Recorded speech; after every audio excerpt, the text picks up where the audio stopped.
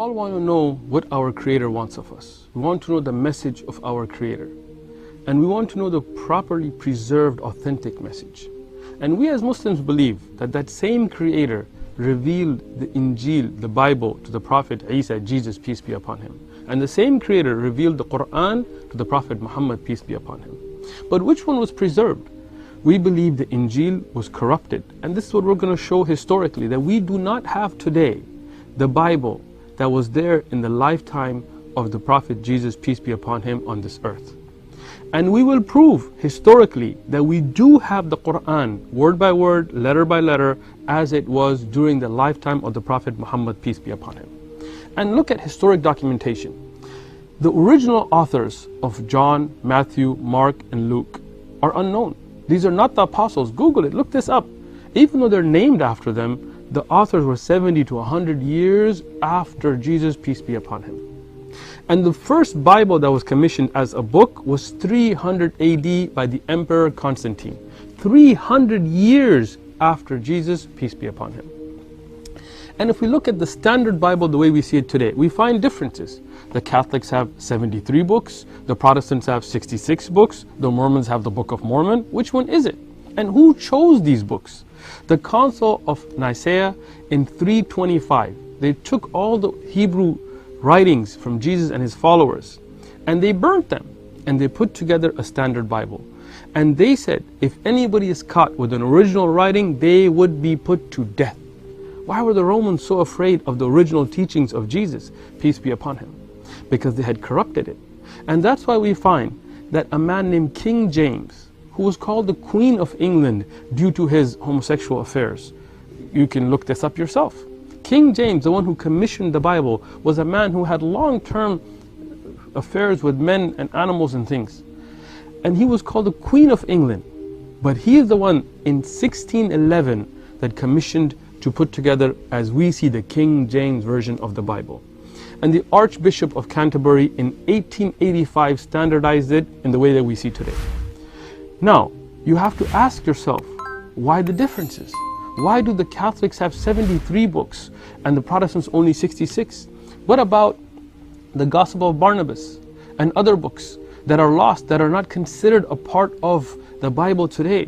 Where is the original message? Now let's look at that and compare it to the Quran.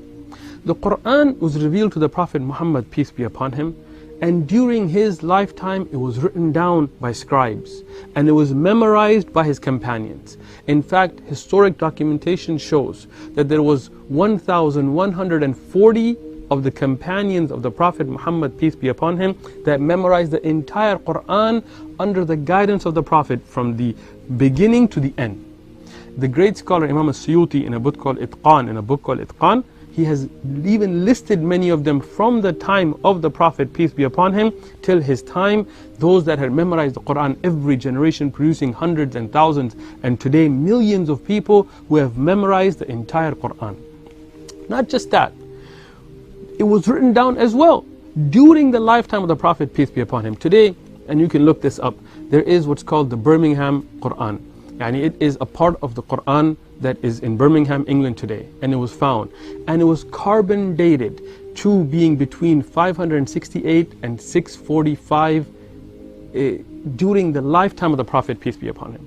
I mean, they carbon dated this with Surah Kahf and Taha, and they found it to be exactly as we find it in the Quran today. I mean, that's something that you should think about. Carbon dating gives you a range. If you look at the middle of the range, it puts you exactly in the later half of the life of the Prophet Muhammad, peace be upon him. That means that Quran, that paper that has been carbon dated by non-Muslim scientists to show that it was from the lifetime of the Prophet, peace be upon him. If you read from that and you read from a copy of the Quran, you find all over the world today exact same wording. Not just that. During the first generation, during the companions, those that were with the Prophet, peace be upon him, the companion Uthman, he authorized there to be a collection of the Quran and preserved and sent out. We have those today in Uzbekistan, in Tashkent, which is called the Samarkand Kufi Quran. And that has been carbon dated to be between 595 and 855. Putting in the middle of that during the Khilafah, during the time of Uthman the Ottoman, which was the third caliph from the righteous guided caliphs, during the companions of the Prophet, peace be upon him. The whole Quran, we have it carbon dated to the first generation of Islam, and it's exactly matching every Quran that you find. That's why there's only one Quran. Whether somebody is from the Ahl Sunnah, Rafid or any other sect, you will find only one Quran, because this is the preserved message of God. Don't you owe it to yourself to at least read it?